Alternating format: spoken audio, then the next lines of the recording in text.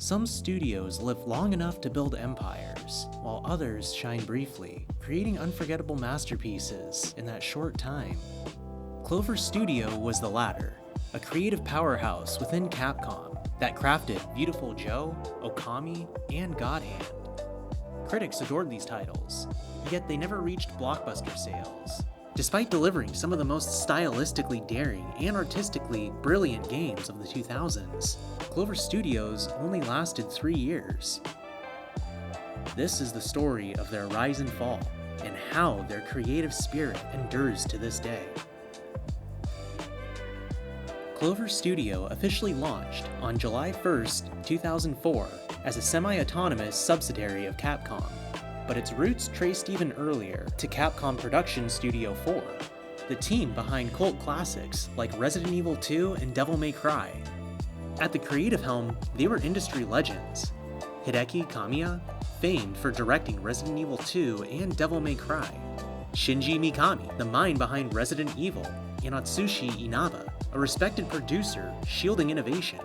Capcom's goal was clear: grant these visionaries the freedom to develop original intellectual property, not sequels. The name Clover reflected this mission.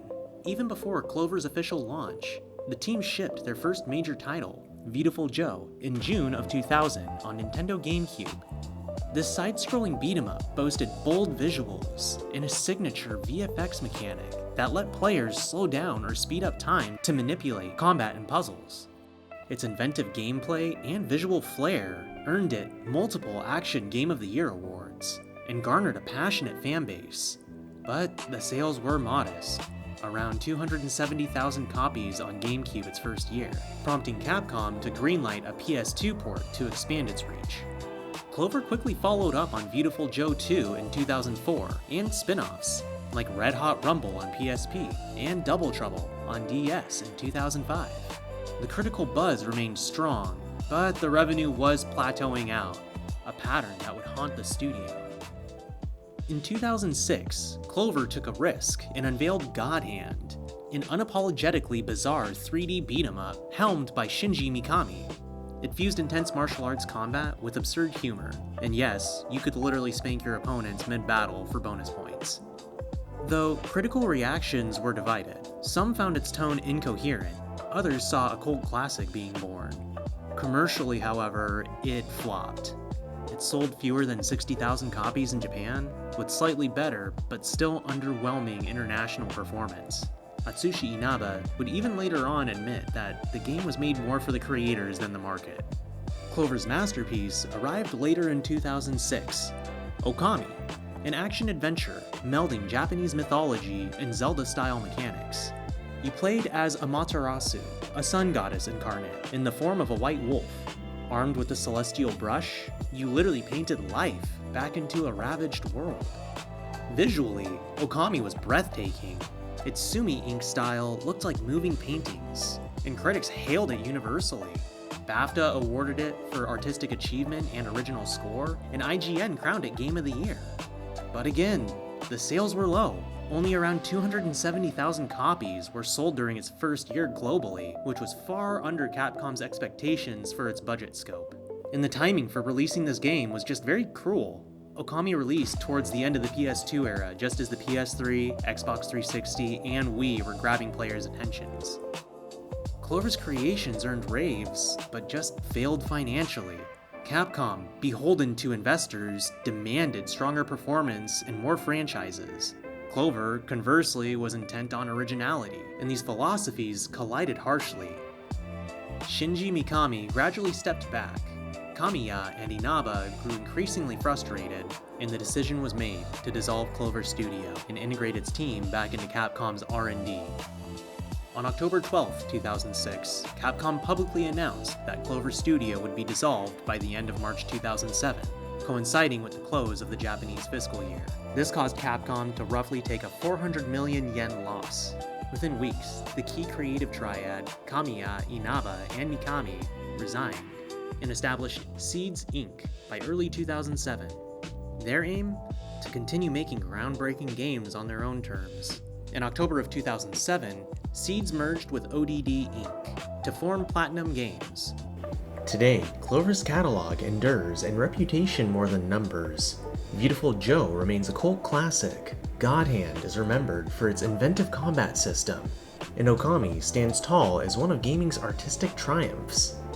For many years, Clover's story seemed frozen in time, its legacy living only through PlatinumGames and fan memory. But the story didn't truly end there. In 2023, following his sudden and controversial departure from PlatinumGames, Hideki Kamiya began quietly laying the groundwork for something new. The reasons for his exit were never fully clarified, citing creative restrictions and a desire for independence, but they echoed the same frustrations that once fueled Clover's original founding. Together with Kento Koyama, Kamiya co-founded a new studio, Clovers Inc.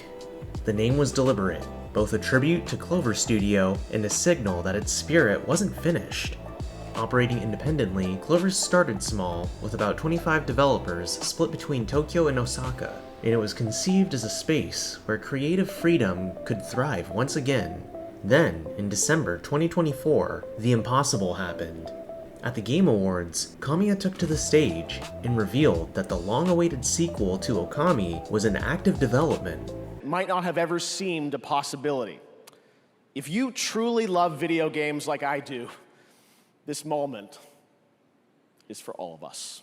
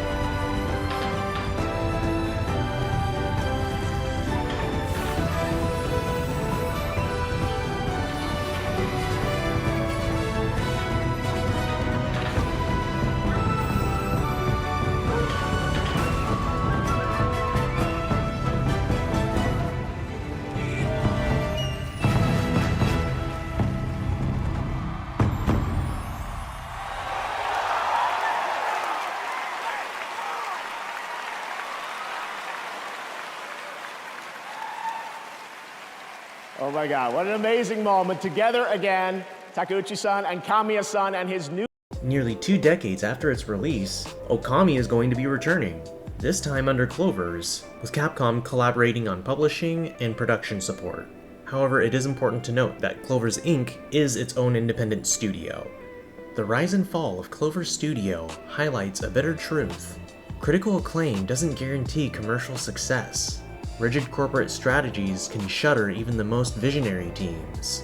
Yet, Clover's ending wasn't the final chapter. Its spirit lived on through PlatinumGames, and now, with Clovers Inc., has been reborn. Hideki Kamiya's return to Okami is more than a sequel. It's proof that the seeds planted in 2004 still bear fruit today. Clover Studio may have dissolved on paper, but in spirit, they never truly died. It transformed, survived, and now stands ready to once again paint the sky with a brushstroke of imagination. Thank you for watching. If you enjoyed this video, leave a comment down below of what I should do next. This is West Coast Ninja signing out. I will see you in the next video.